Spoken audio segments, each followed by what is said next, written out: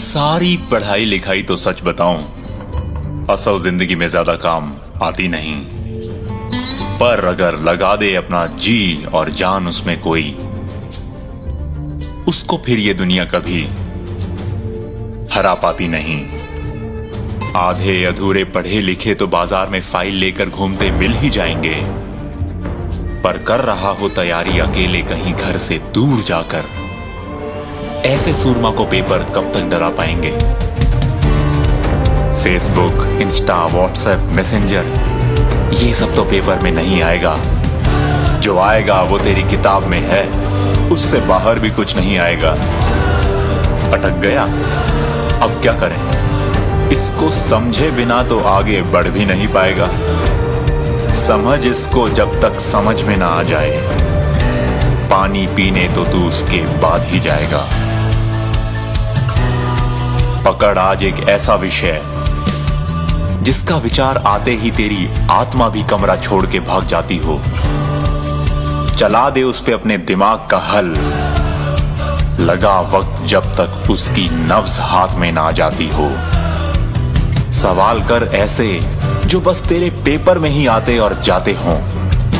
बात कर तो बस उन्हीं से जिनको ऐसे सवालों के जवाब आते हों। उठ बैठ सिर्फ ऐसे लोगों में जो उस परीक्षा के लिए ही पागल हों। गरजें या बरसें पर नजदीक हों तो बस उम्मीद वाले बादल हों। दूर कर उन्हें जो बस तेरा वक्त खा के अपना पेट भर लेते हों। करें धरे खुद भी कुछ नहीं और तुझे भी पहुंचने से लेट कर देते हों। पेपर मुश्किल हो या आसान, तेरी कामयाबी सिर्फ तेरे हाथ में है। और जो कट ऑफ भी खुद ही की रखता हो, खुदा तो बस उसी के साथ में है। तेरा काम है बस परिश्रम करना। जोरदार हुआ तो कमल तो सरस्वती खिला ही देगी।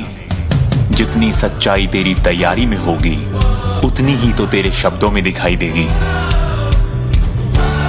परिणाम की चिंता कर, मगर उसको भी टाइम टेबल में कहीं लगा। मत भटकने दे इस कूड़ दिमाग को, ये तो घोड़ा जाती है, इस पर वो चमड़े वाली लगाम लगा।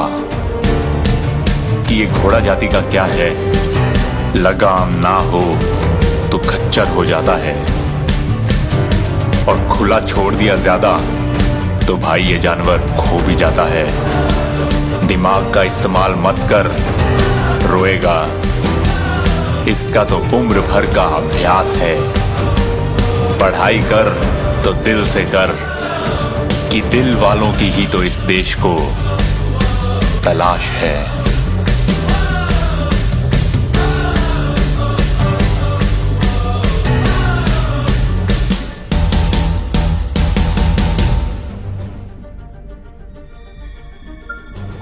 दसवीं के बाद जब सब्जेक्ट चूज करने की बारी आई, तब कुछ दोस्तों ने कॉमर्स लिया, कुछ ने आर्ट्स, कुछ ने मेडिकल, और मैंने नॉन मेडिकल चूज किया।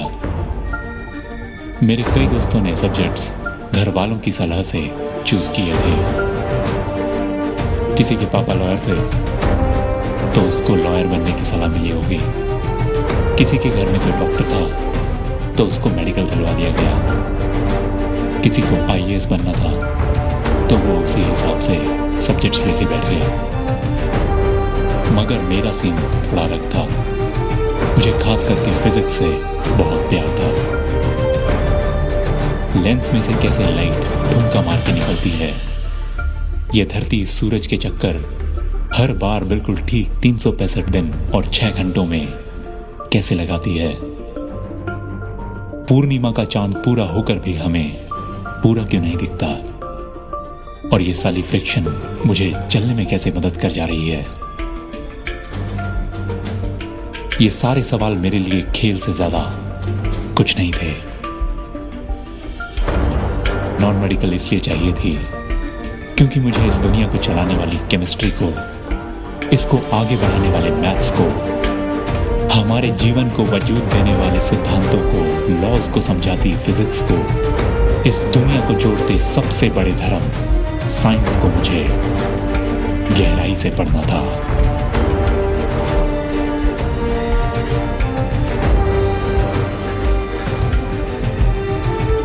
न्यूमेरिकल्स के लिए फॉर्मूले सिर्फ याद भी किए जा सकते थे,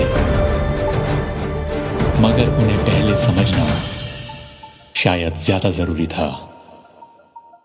आर्किमिडीज से लेकर आइंस्टीन तक, न्यूटन से लेकर आर्यभट्ट तक, इतने लोगों ने जब अपनी जिंदगियां साइंस के नाम कर दी हों, तो उस साइंस की फील्ड में बस नंबर लाके पास हो जाने से कहीं ज्यादा उस ज्ञान के ब्रह्मांड में खुद को पूरी तरह से खो देना ज्यादा जरूरी था।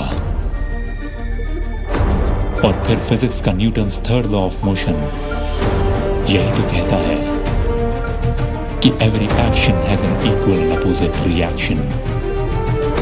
मतलब जितनी मैं इस पेपर के लिए तैयारी करूंगा, उतने ज्यादा कल मेरे आईआईटी में कदम रखने के लिए, अपनी उस सपनों की लैब में एक्सपेरिमेंट करने के लिए चांसेस बढ़ेंगे। मुझे एक सुपर कंडक्टर की तरह उस पेपर के लिए जितने हो सके उतने इलेक्ट्रॉन्स नुमा न्यूमेरिकल्स अपने इस सुपर कंप्यूटर जैसे दिमाग के अंदर से निकालने होंगे।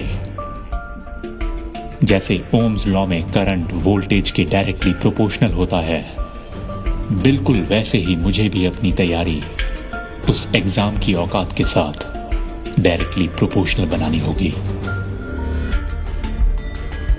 अपनी इस मेहनत की रेजिस्टेंस को बढ़ा के मुझे अपनी तैयारी हाई वोल्टेज पे लेके जानी होगी।